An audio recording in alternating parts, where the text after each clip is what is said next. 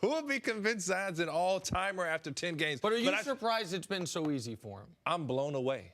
I am absolutely blown away. I played the center position in the NBA. Zion, I didn't think he'd be listed at center. I thought he'd be more of a power forward. But going at Steven Adams is one of the more elite post defenders in the NBA. I know the guy holds the no layup rule, and I compete against Steven. So ultimately, when I see what Zion did, going through the chest of Steven Adams, I am blown away. If I'm looking at Zion's scouting report right now, the way that they're playing him, force the jump shot, back up, contest his shot, make him score over you. Well, here's the reality now, Nick. He's scoring over you. So those NBA's he's just bullying Steven Adams there. It's a mix of a bully and footwork because he's got one of the quickest first steps I have ever seen, and he's an intrigue. I think the rest of the league is trying to figure out who is Zion? How do you guard him? We saw Trevor Ariza trying to guard him the other night. Do you put your 4? Do you put your 5s on him? But he's able to get to spots and just elevate up over you. I do think at the end of the day, it's going to come tougher for him. He's going to have his work cut out. I know that the hype is LeBron James. He's no LeBron James.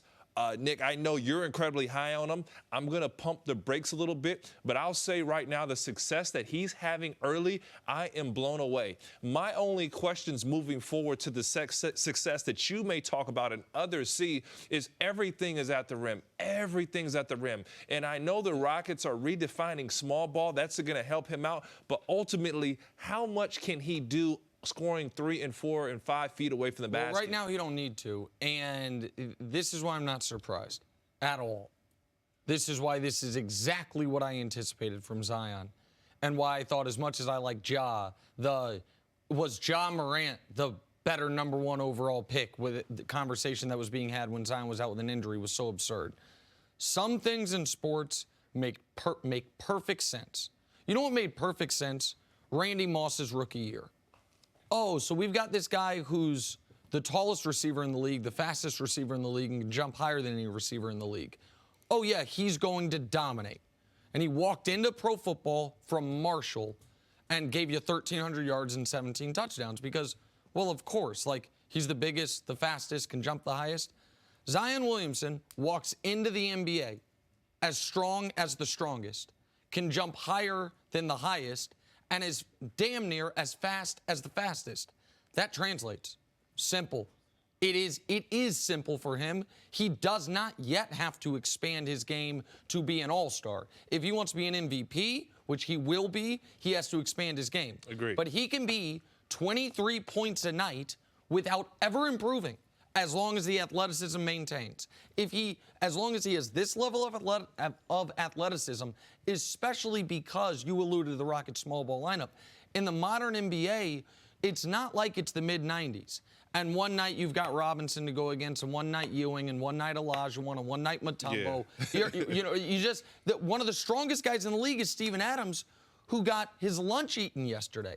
You're going to have to play, if you're Zion, Milwaukee twice a year. Milwaukee's got Giannis, got Brook Lopez, got a ton of big bodies. I think the Raptors, even though they don't have the strength, they have such length, they could present some problems for him at the rim. There are a couple teams, the Lakers oddly actually, because Anthony Davis and JaVale and Dwight, they have the length and Dwight has the strength.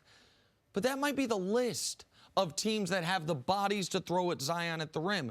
Everyone else, he's just going to get to his spot and eat you alive. And so it makes sense that Zion is this. I don't think he's LeBron because their games are so different. But where he has a similarity to LeBron, Ryan, is LeBron walked in the league and it's like, oh, 6'8", best athlete in the league, can jump as high as anyone in the league. He will at the very least be able to do what some of the things he did in high school to pros, and that part is translated. Is it that you weren't as high on Zion when he came out? Is that why you're so surprised right now? I question how's a guy going to get to the rim and score over 7-footers and 6'11" guys and guys that are just as athletic. Normally that doesn't always translate. My question was the footwork. It is improved. It's not amazing, but literally he gets to spot A and he jumps straight vertical and scores the basketball.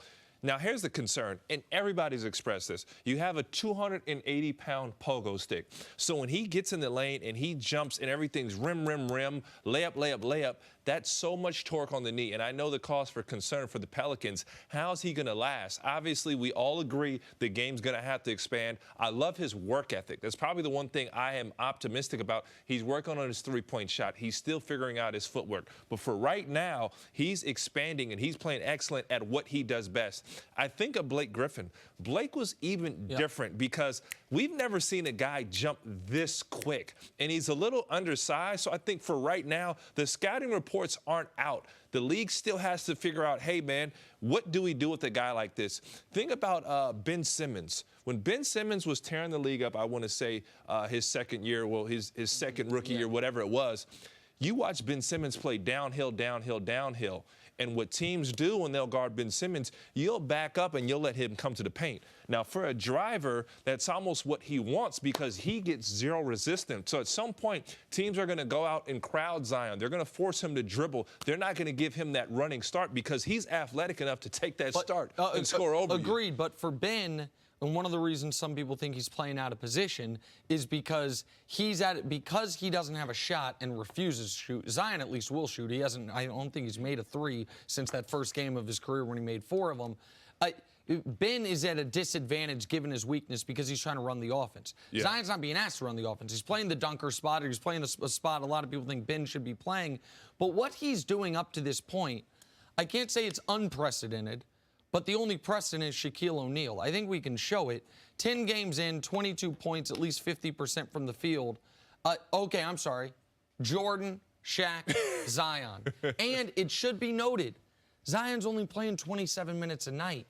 So those per 36, do quick math in my head, bump that up by 33%.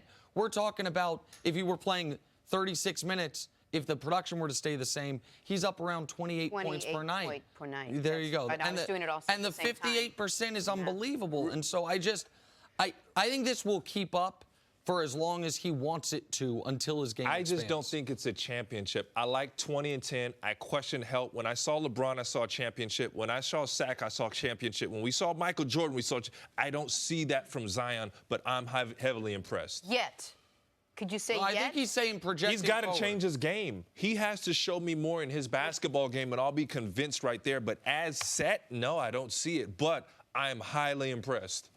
Thanks for watching. Subscribe here to get the latest from the show. Also, be sure to check out more of the best clips from First Things First, or go watch a few segments from our other shows on FS1.